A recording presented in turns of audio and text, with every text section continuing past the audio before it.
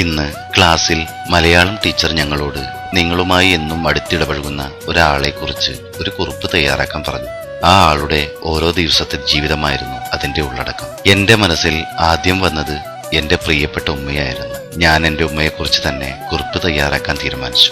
ഞാൻ ഉമ്മയോട് കാര്യം പറയാതെ തന്നെ നാളെ ഉമ്മയുടെ കൂടെ മുഴുവൻ സമയവും നിൽക്കാൻ ആഗ്രഹിക്കുന്ന കാര്യം അറിയിച്ചു. ഉമ്മാക്ക് വളരെ സന്തോഷമായി.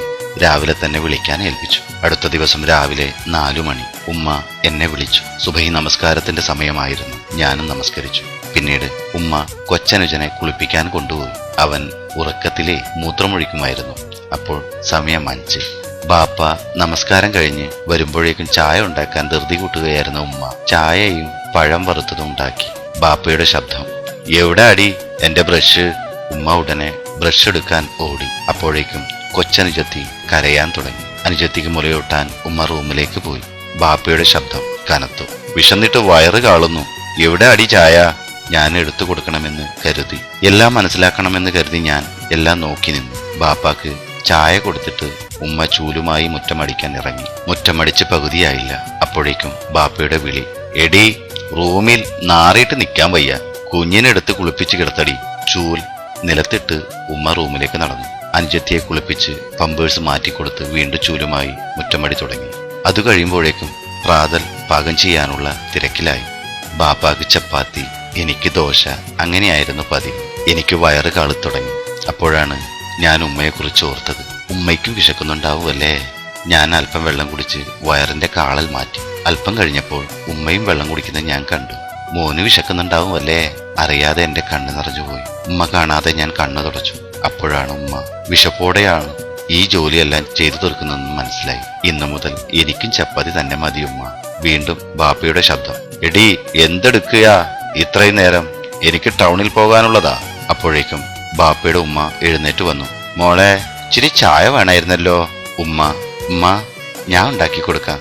നീ എന്താ പെണ്ണാ അടുക്കളയിൽ കയറാൻ? ചപ്പാത്തിക്കിടയിൽ ചായ ഉണ്ടാക്കി നൽകി ഉപ്പയുടെ ഷർട്ട് ഇസ്തിരി ഇട്ട് കൊടുക്കാൻ ഉമ്മ പോയി. പോകുന്നതിനിടയിൽ എനിക്ക് ചപ്പാത്തിയും കറിയും എടുത്ത് തരാൻ ഉമ്മ മറന്നില്ല. എന്റെ പൊന്നുമ്മ കഴിക്കാതെ ഞാൻ എങ്ങനെ കഴിക്കും? ഉമ്മ വരുന്നത് വരെ ഞാൻ കാത്തിരുന്നു. എന്തേ മോനെ, നീ തിന്നില്ലേ? ഉമ്മ ഇപ്പൊ ദോശ ചുട്ടുതരാട്ടോ. എനിക്ക് പൊട്ടിക്കരയണമെന്ന് തോന്നി.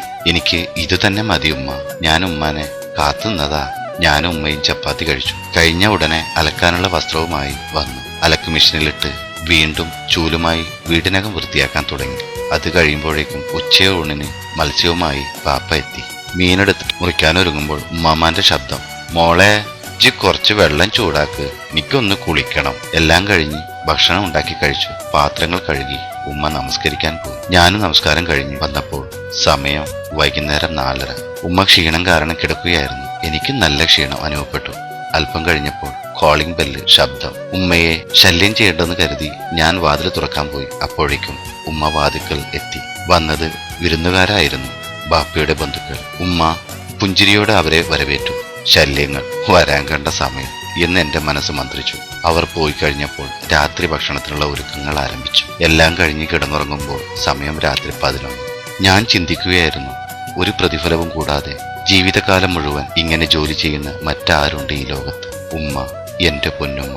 ഉമ്മാക്ക് പകരം വെക്കാൻ ഈ ലോകത്ത് മറ്റാരുമില്ല ഉമ്മയല്ലാതെ എന്ന് സ്നേഹത്തോടെ നിങ്ങളുടെ സ്വന്തം അസ്ലം ചട്ടൻചാ.